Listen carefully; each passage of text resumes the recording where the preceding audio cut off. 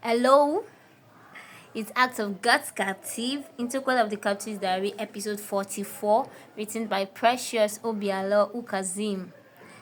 Yes, so what is about to happen?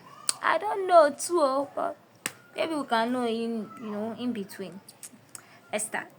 So it was 2 days to Nnamdi's 65th birthday, and his sons and daughters, especially those based abroad, were arriving in Nigeria one after the other in honor of the occasion.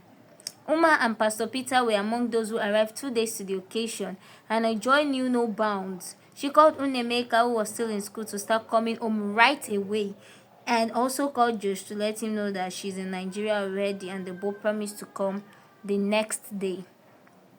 She couldn't have enough of her parents. It was either she was with Nnamdi or she was with Chizaram, telling them stories of everything that happened in her life and in Junior's life over there in the UK. And of course, their school life. She literally followed her father everywhere he went. Teddy's handbag. The following day, Unemeka returned back from school and was happy to see her. They hugged the longest they have ever done. I missed you, Uma told him, beaming with a smile. Same here, he replied, grinning. I must confess, you look stunning, he told, and she blushed. Thank you, come with me, she said, holding his hands. Junior and I got something for you, she added, leading him upstairs by the hand, while he followed. Just couldn't make it as promised because of an emergency, because he promised to be at birthday party when he called to explain his dilemma to her, and she understood with him. At Uchena's house, Shalom and Uchena seem to have grown in mutual understanding than ever, because they seem to know what the other person is thinking in his mind or what the other person wants at every given time, without the other person saying it out, or it was more on Shalom's part. She had come to understand her husband much more better. Her heart was totally open to him in everything. She trusts him, believes in his judgment, and submits to him in all things. And she feels happier with herself, with him, and the marriage than ever. She might have seen a marriage with Uchenna as something special before, but now she sees it as her world, and she has devoted her life to building, caring, and protecting it. Shalom was so in love with Uchenna that she treats him like a king, and the love seems to be driving her crazy. She was always all over him. She sends him love messages every day and every time, as if they were not living together in the same house.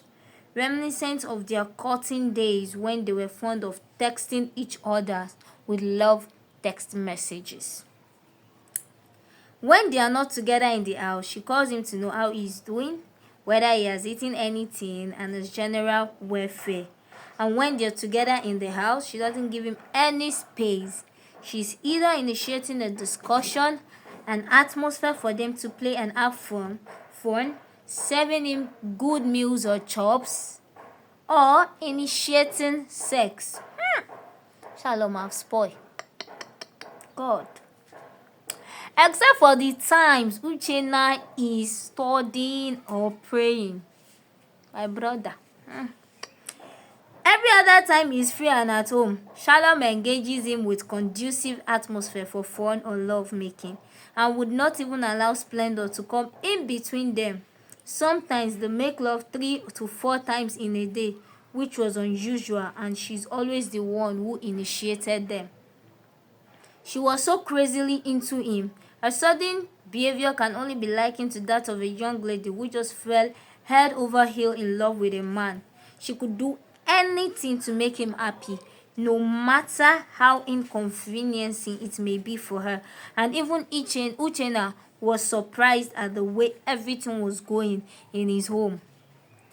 He never believed that there was so much beauty and sweetness hidden in Shalom, more than he prayed or even imagined, but each new day revealed new things about her that were so pleasing to his heart.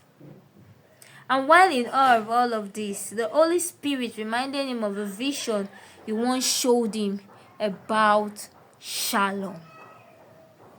Yes, Shalom is now becoming a sweet, beautiful soul. Well, I know your ear is itching. Don't worry. As for the vision, you will hear it another day. Thanks for listening and watch out for the next episode. Bye.